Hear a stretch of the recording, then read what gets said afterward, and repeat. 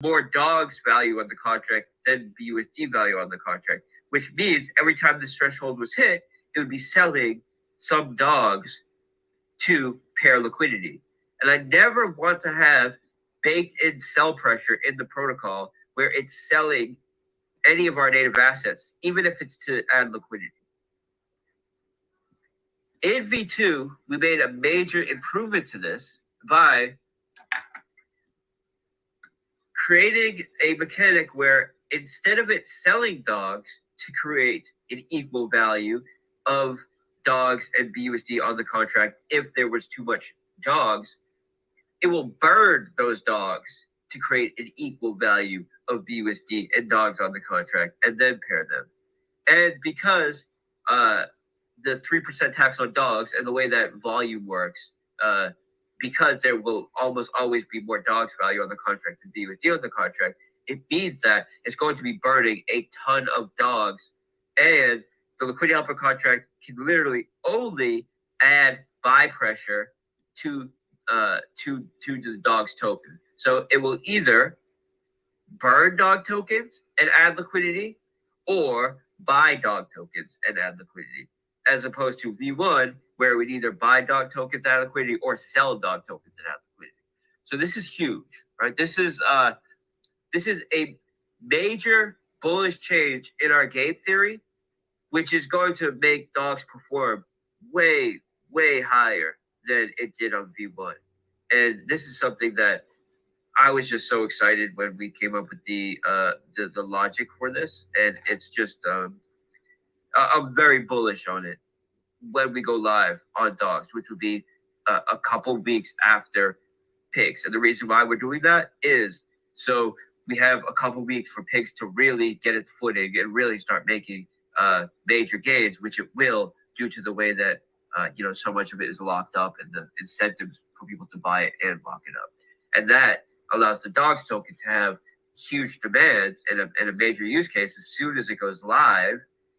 And due to the innovations that we made to dogs mechanics, such as liquidity helper, there's that much buy pressure, and the rate at which it's deflating is that much higher. So this is another major improvement that I'm very excited about.